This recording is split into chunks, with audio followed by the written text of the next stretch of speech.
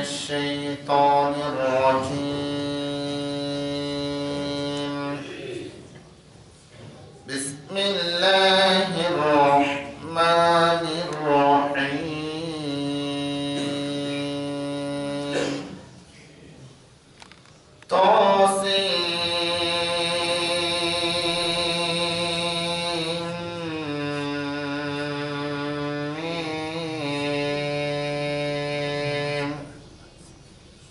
تلك آيات الكتاب المبين نتلو عليك من نبأ موسى وفرعون بالحق لقوم يؤمنون إن فرعون علا في الأرض وجعل أهلها شيعا يستضعف طائفة منهم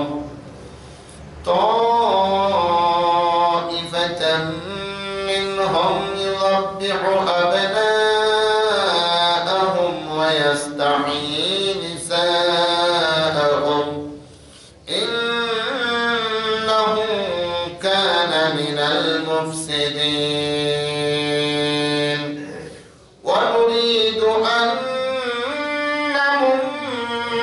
على الذين استضعفوا في الأرض ونجعلهم أئمة ونجعلهم الوارثين ونمكن لهم في الأرض ونري فرعون وهامان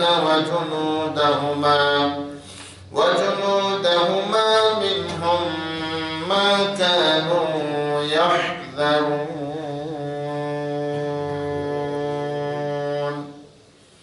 صدق الله العظيم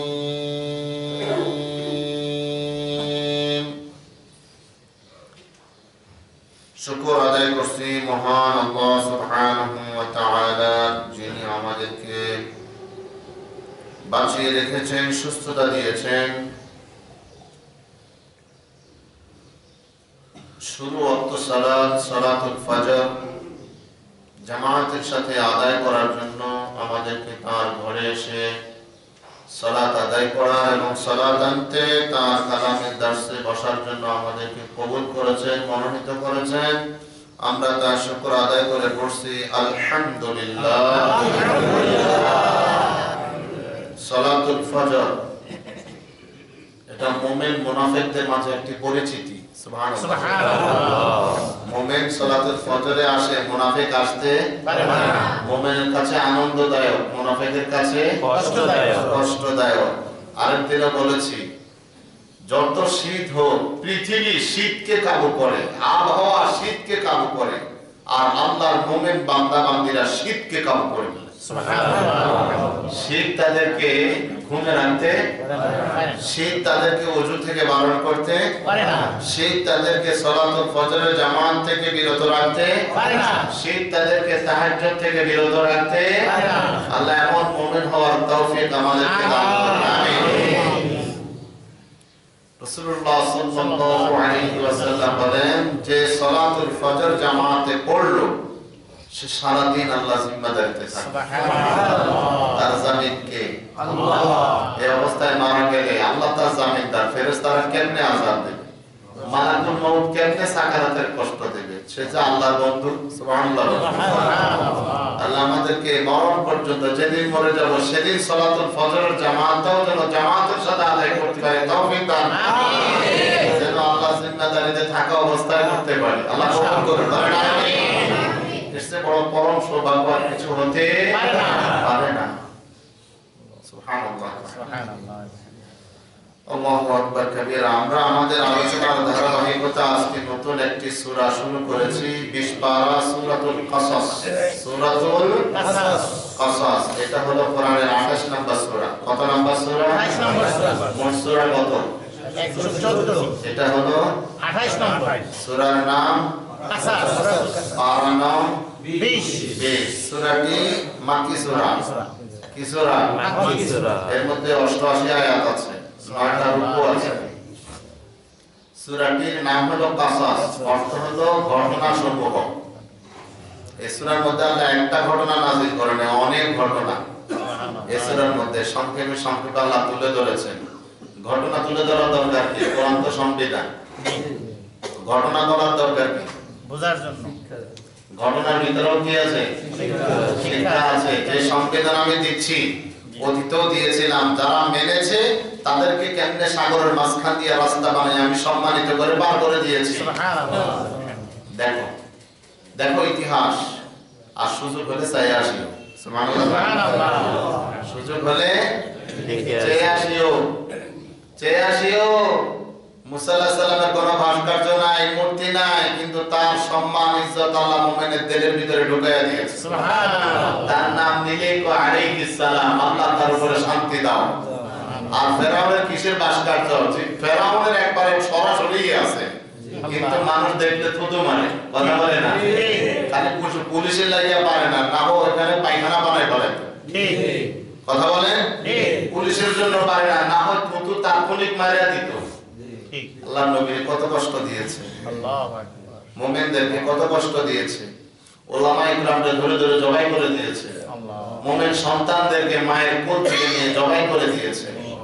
একটা মা তার সন্তানকে ডেলিভারি করতে জীবনের ঝুঁকি নিয়েছে, আর সেই মায়ের সন্তানটা কোলে থেকে নিয়ে জবাই করে রক্ত মাখা জামা কাপড় নিয়ে সন্তানকে মায়ের কোলে তুলে দিয়েছে। এর চেয়ে বড় জালিম আর কে হতে পারে? এরকম জালিম দুনিয়াতে এখন আর নাই, আছে। বললাম দেখো দেখো মুমিন পরিবারের হাজারি, দেখো আলেম ওলামা পরিবারের হাজারি, দেখো ফিলিস্তিনের পরিবারগুলোর হাজারি, দেখো কাশ্মীরের পরিবারগুলোর হাজারি, দেখো আরাকানের পরিবারগুলোর হাজারি, দেখো মানবতার আর্তনাদ। দুনিয়ার নব্য ফেরাউনরা আল্লাহর বান্দাদের উপরে কি অত্যাচার করতেছে, আর তোমরা নিজেরা নাকে তেল দিয়ে ঘুমাচ্ছ, খুব আরামে আছো। খবর আছে, কি আছে? এমনও মানুষ আছে যাদের ভিতরে আখ শব্দটাও নাই। বছরের পর বছর, যুগের পর যুগ আল্লাহর বান্দারা এই দেশের বিশ্বের আলেম ওলামারা কত নির্যাতিত, কত অত্যাচারিত, কত জেলখানায় বসতেছে, কত না খেয়ে আছে, কত মানুষ আছে তাদের মুখ দিয়ে আখ শব্দটাও নাই।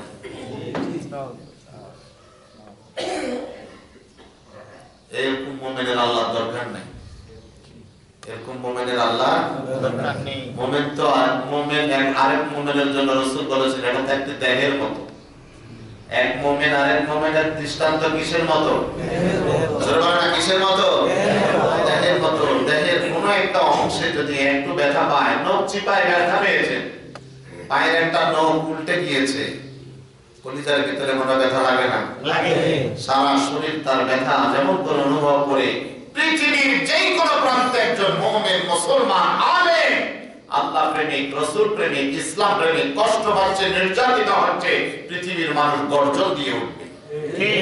যার ভিতরে এই গর্জন আসবে না, যার ভিতরে অনুভূতি আসবে না, যার ভিতরে ব্যথা লাগবে না, সে মুমিন নয়, সে মুমিন নয়, সে মুনাফিক। আল্লাহ তাআলা এই সূরার মধ্যে অনেকগুলি ঘটনা তুলে ধরেছেন। এক নাম্বার ঘটনা আনছেন মুসা ফেরাউন। সুবহানাল্লাহ। কেন বারবার এই ঘটনাটা আনলেন? কথা বলেন। আমরা যেন শিক্ষা গ্রহণ করি, আমরা যেন শিক্ষা গ্রহণ করি। এজন্য আবার বললেন কুল সিরু ফিল আরদ, আবার পৃথিবীতে ভ্রমণ করো। দেখো যুগে যুগে আদ জাতিকে কিরকম করেছি, সামুদ জাতিকে কিরকম করেছি, মাদায়েন পাশিকে কিরকম করেছি, আমি সেই ফেরাউনকে কেমন করে রেখে দিয়েছি। আমি সব দৃষ্টান্ত তোমাদের জন্য রাখছি। কাদের জন্য? আমাদের জন্য। জোরে কাদের জন্য? আমাদের জন্য। আমরা যেন শিক্ষা গ্রহণ করতে পারি, আল্লাহর গোলামে পরিণত হই। কার গোলাম? আল্লাহর গোলামে পরিণত হই। সূরাটি আল্লাহ শুরু করেছেন হরফে মুকাত্তাআ, কর্তিত হরফ দিয়ে। কর্তিত হরফ দিয়ে, যার অর্থ একমাত্র কে জানে? আল্লাহ সুবহানাহু ওয়া তাআলা জানে। এগুলাকে আয়াতে মুতাশাবিহ বলে। এগুলার নাম কি? আয়াতে মুতাশাবিহ। আয়াতে মুতাশাবিহ। ওয়া মা ইয়ালামু তাওয়িলাহু ইল্লাল্লাহ। এর সঠিক ব্যাখ্যা আল্লাহ ছাড়া কেউ জানে না। মুমিনরা বলে আমান্না বিহি কুল্লুম মিন ইনদি রাব্বিনা, ঈমান এনেছি এগুলোর উপরেও, এগুলো আমাদের আল্লাহর পক্ষ থেকে। যা প্রয়োজন ব্যাখ্যা করেছেন, যা প্রয়োজন নেই সাংকেতিক দিয়েছেন। পড়লে সওয়াব আছে না নাই? সওয়াব আছে। আল্লাহ পড়লে প্রতিটি হরফের বিনিময়ে 10 নেকি দান করবেন। সুবহানাল্লাহ। যাদের অন্তরে বক্রতা আছে, যাদের অন্তরের মধ্যে ব্যাধি আছে, যাদের অন্তরের মধ্যে মুনাফিকি আছে, তারা বলে থাকে মাযা আরাদাল্লাহু বিহাদা মাসালা, এইসব দিয়ে আল্লাহ কি বোঝাতে চান। তারা ব্যাখ্যা বিশ্লেষণের পিছনে লেগে যায়। মুমিন সে ব্যাখ্যা বিশ্লেষণের পিছনে লাগে না, সে আল্লাহর প্রতি আস্থাশীল। আল্লাহ যা দরকার বিস্তারিত বলেছেন, যা দরকার নাই সাংকেতিক দিয়েছেন, আমরা এর উপরে ঈমান এনেছি। এই হরফে মুকাত্তাআ 1 হরফ, 2 হরফ, 3 হরফ, 4 হরফ, 5 হরফ পর্যন্ত আসছে। আল্লাহর কাছে 5-এর একটা গুরুত্ব আছে, 5-এর উপরে আর দেন নাই। সুবহানাল্লাহ। 5-এর একটা গুরুত্ব আছে না নাই? আছে। আল্লাহ তাআলা এই 5কে এমন ভাবে সাজিয়েছে, নামাজকে আনতে আনতে 5 পর্যন্ত আনলেন। সুবহানাল্লাহ। কিয়ামতের জন্য প্রশ্ন রাখলেন 5টা। সুবহানাল্লাহ। কিয়ামতের জন্য প্রশ্ন রাখলেন কয়টা? 5টা। ইসলামের ভিত্তিকে বানালেন 5টা। আরকানুল ইসলামে 5টা। ইসলামের ভিত্তি কয়টা? 5টা। যে ব্যক্তি এই 5টা ভিত্তিকে সুন্দর করে ফাউন্ডেশন দেবে, আর এর সাইড ওয়াল, এর সুন্দর স্যানিটেশন, লাইটিং সব কিছু হলো ইসলামের অন্যান্য বিধিবিধান, রাসূলের সুন্নাহ। সুবহানাল্লাহ। জীবন সাজাও, ফাউন্ডেশন যেন মজবুত হয়। ফাউন্ডেশন যেন মজবুত হয়। খুঁটি কয়টা? 5টি। 1 নম্বরে ঈমানের খুঁটি। 1 নম্বরে যার ঈমানের খুঁটি নাই, তার বাকি 5টার কোনো দাম নাই। না, ঈমানের খুঁটি থাকলে ঈমান আছে, ঈমান তোমাকে উদ্বুদ্ধ করবে। এবার নামাজের খুঁটিটা দাও। নামাজের বেজ ঢালাই করো, রোজার বেজ ঢালাই করো, যাকাত থাকলে যাকাত দাও, হজ থাকলে হজ করো।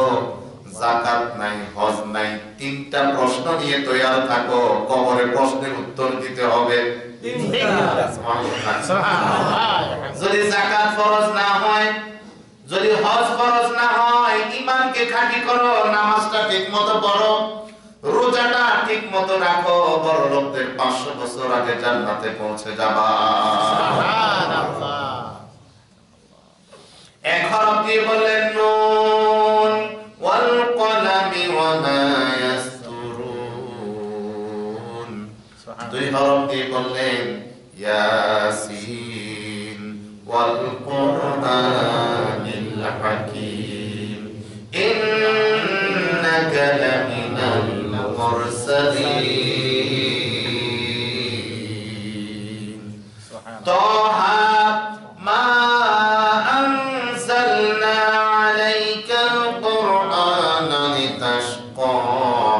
3 হরফ দিয়ে বললেন তাসিম মিম তিলকা আয়াতুল কিতাবিল মুবিন। আবার 3 হরফ দিলেন আলিফ লাম মিম যালিকাল কিতাবু লা রাইবা ফীহি। আবার 4 হরফ দিলেন আলিফ লাম মিম রা। আছে না নাই? আছে।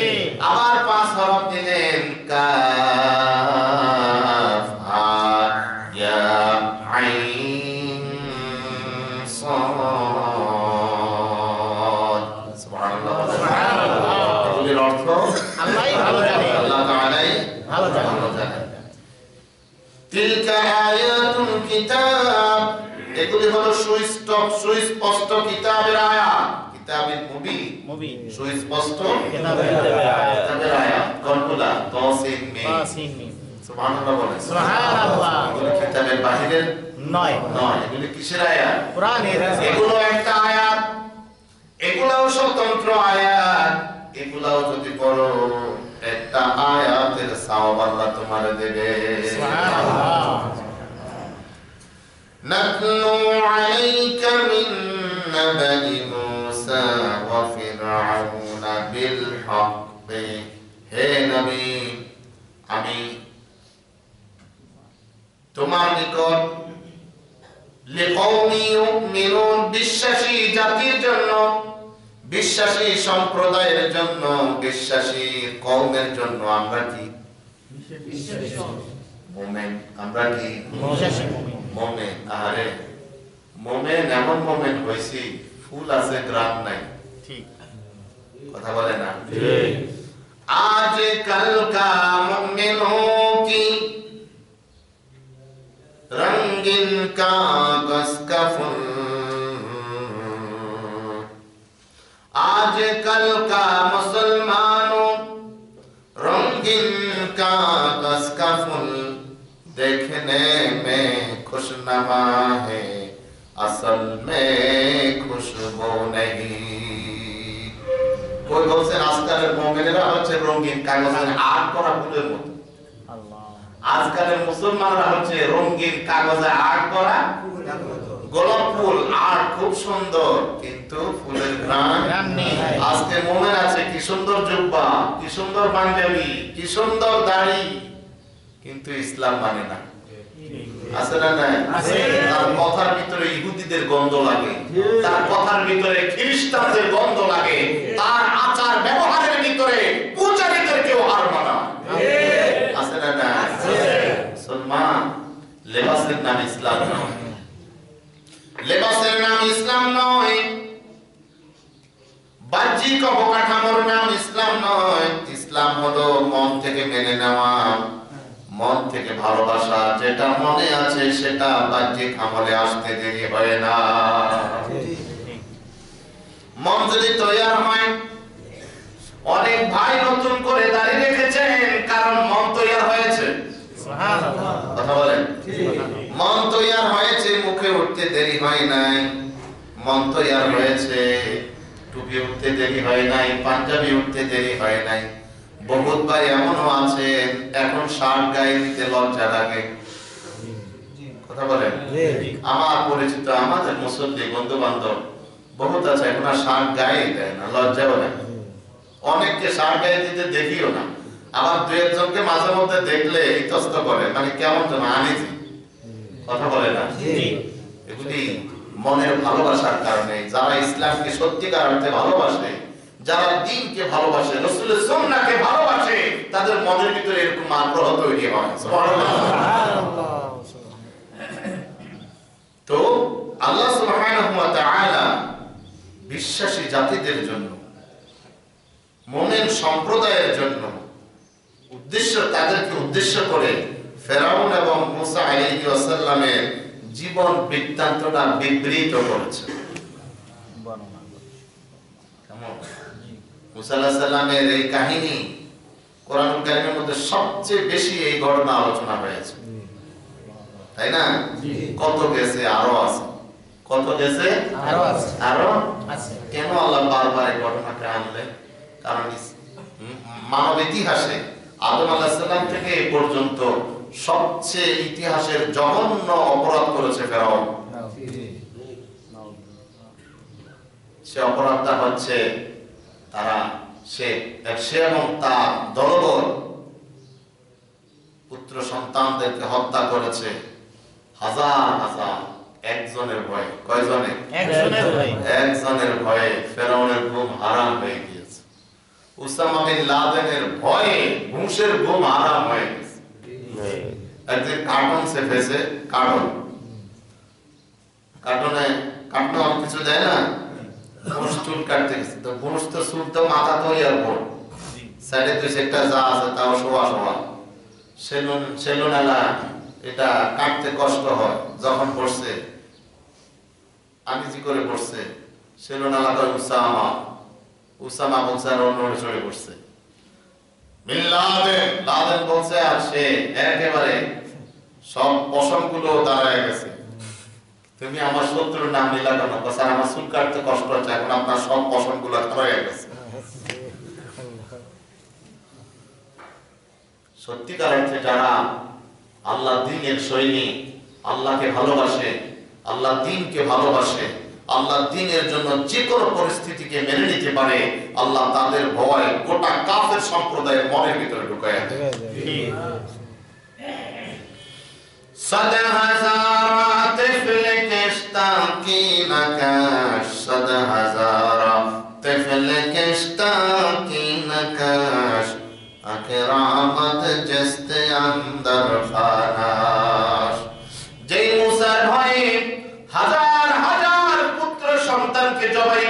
হয়েছে, মায়ের কোলগুলো খালি করা হয়েছে, কত মাকে সন্তান হারা করে কাঁদাইছে।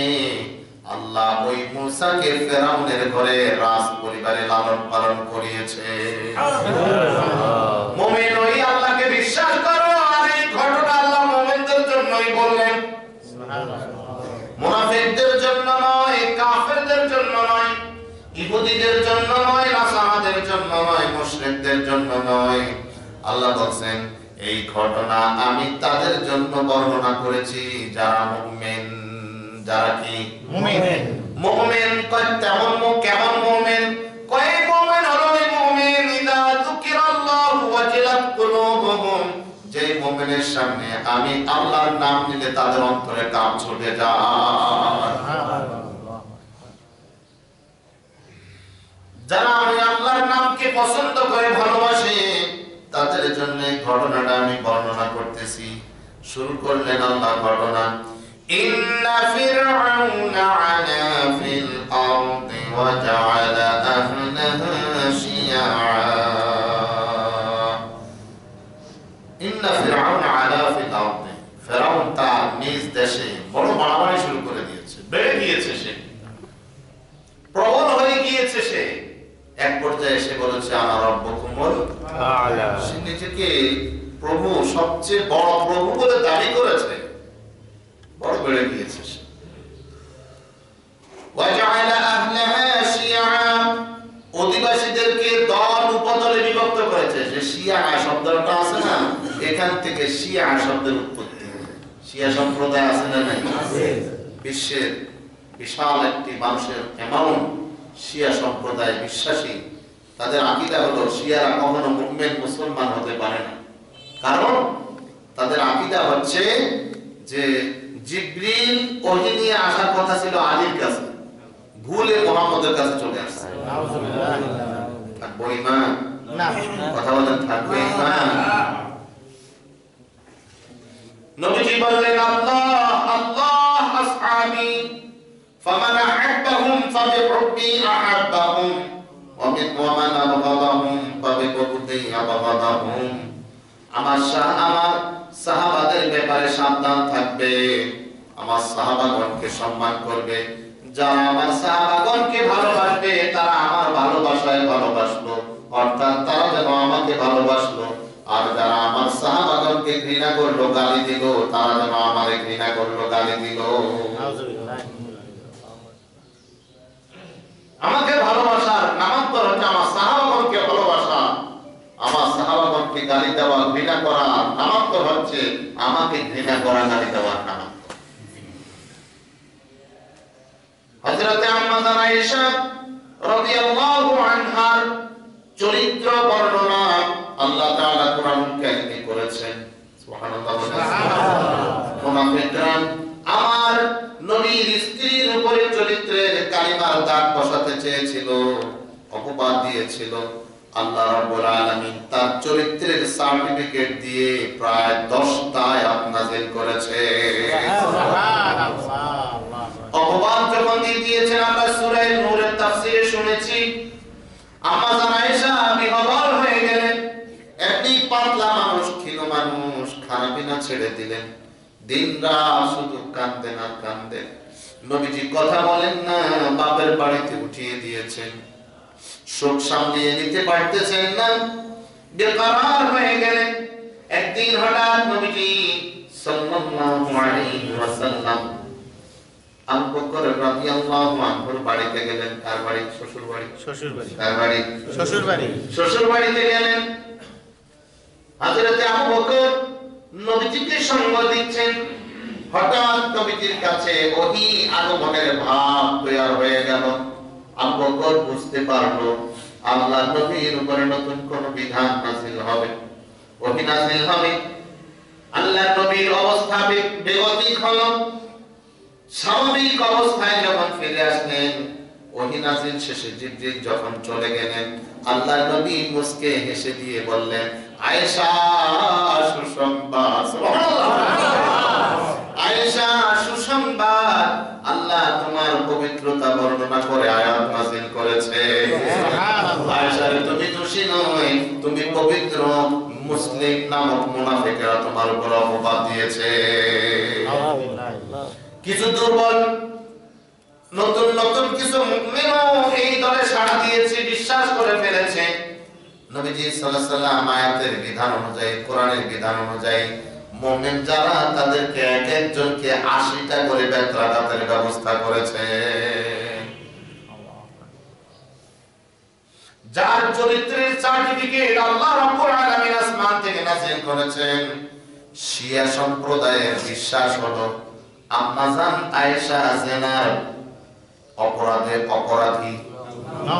কখনো যদি তারা মক্কা মদিনা দখল করতে পারে, আম্মা জান আয়েশার লাশ কবর থেকে উঠাবে, উঠাইয়া জিনার শাস্তি দিবে।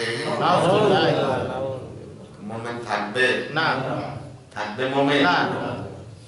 তারা নবীজির কবর জিয়ারত করে, নবীজিকে সালাম দেয়, সাথে সাথে আবু বকর ওমরের দিকে থুতু মারে। থাকবে ঈমান? না।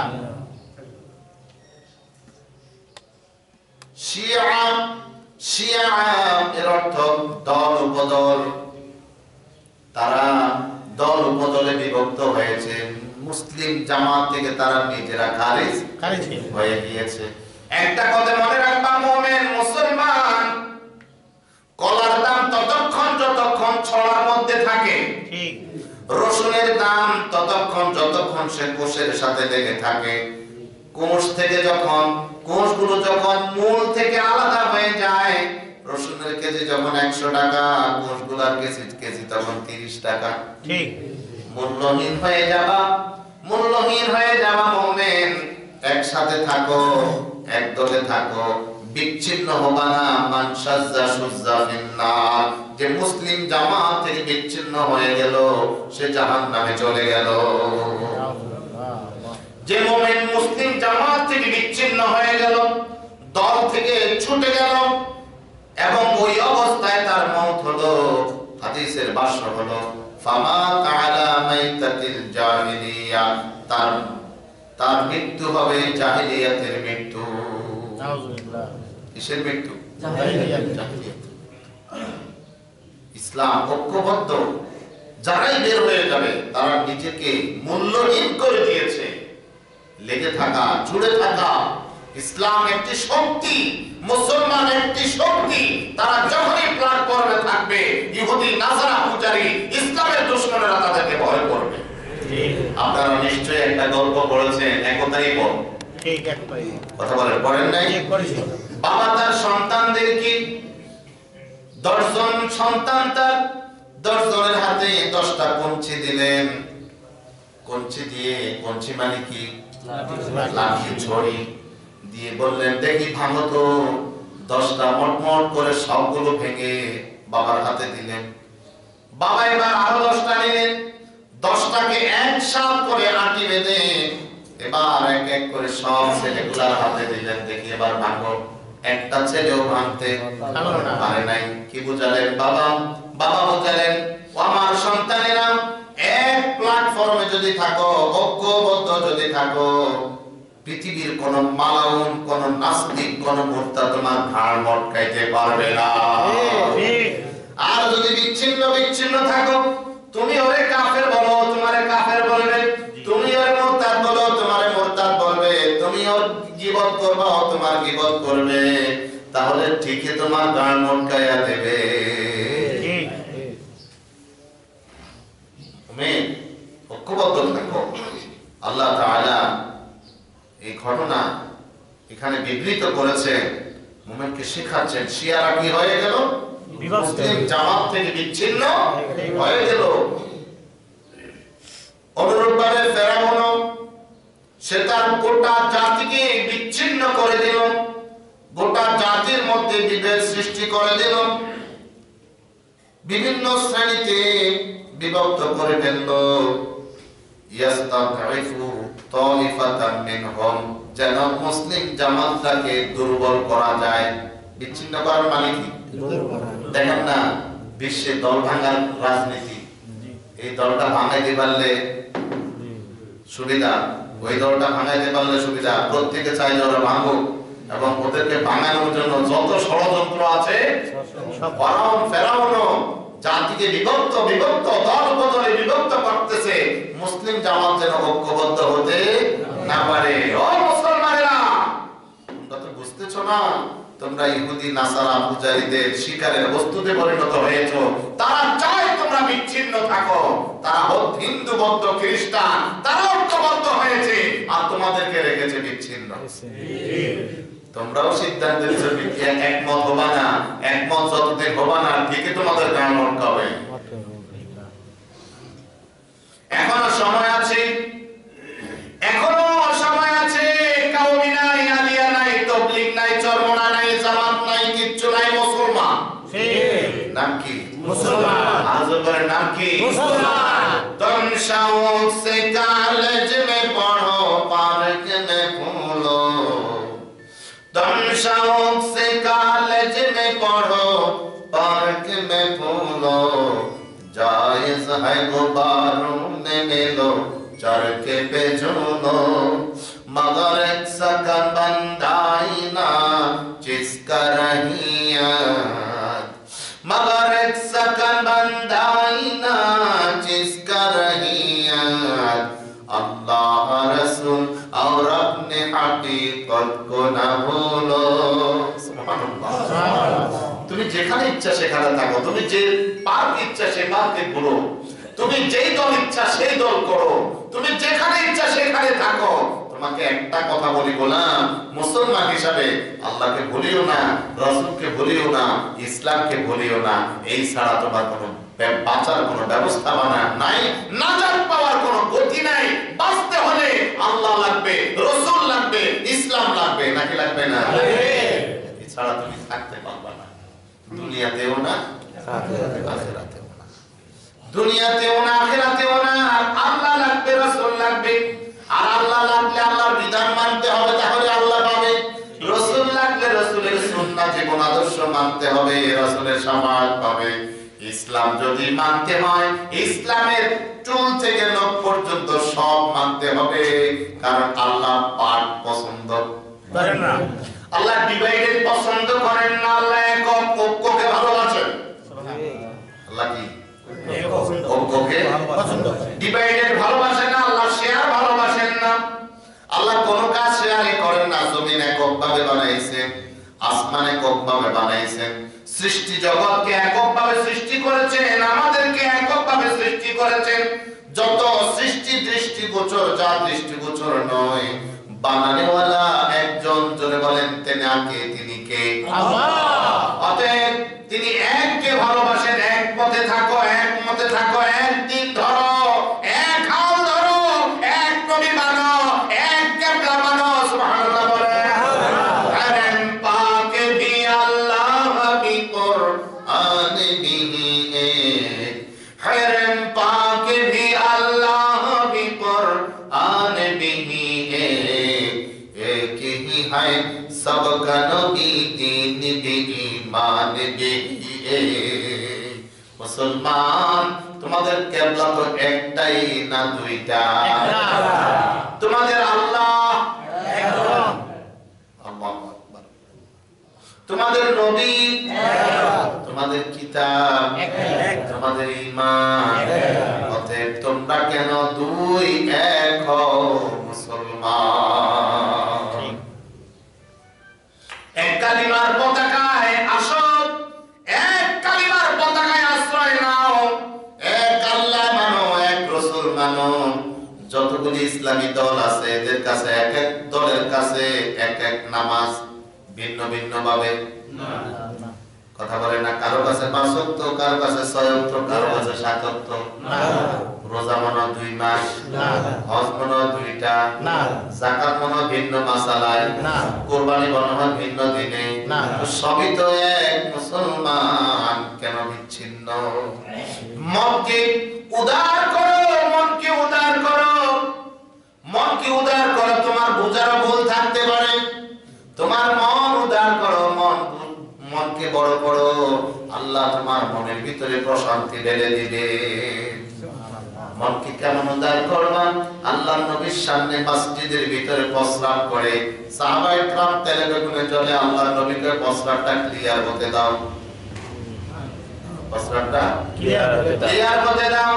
প্রস্রাব শেষ করে এত আদরের সুরে ডাকলেন, ওরে আল্লাহর বান্দা, এটা আমাদের মসজিদ, আমরা এখানে সিজদা দেই, এখানে কেন প্রস্রাব করলাম? নিজ হাতে পবিত্রতা পবিত্র করার জন্য, পরিষ্কার করার জন্য উদ্যত হলেন। ইহুদি বুঝলেন এত সুন্দর আচরণ দিয়ে যিনি আমাকে মেনে নিতে পারলেন, রিসিভ করতে পারলেন, নিশ্চয়ই তিনি আখিরি নবী হবেন। নবী ছাড়া এরকম উদারতার পরিচয় কেউ দিতে পারবে না। বলেন লা ইলাহা ইল্লাল্লাহ মুহাম্মাদুর রাসূলুল্লাহ। ও মুমিনরা, ভালোবাসা দিয়ে মানুষের মন জয় করো, হিংসা বিদ্বেষ দিয়ে নয়, ঈর্ষা দিয়ে নয়, হিংসা দিয়ে নয়, ভালোবাসা দিয়ে মানুষের মন জয় করো, মানুষ তোমাকে ভালোবাসতে বাধ্য হবে। মনকে উদার করো, আল্লাহর দ্বীনকে মেনে নাও, দল উপদলে বিভক্ত হয়ো না, কারণ দল উপদলে বিভক্ত হলে দুর্বল হয়ে যাবে।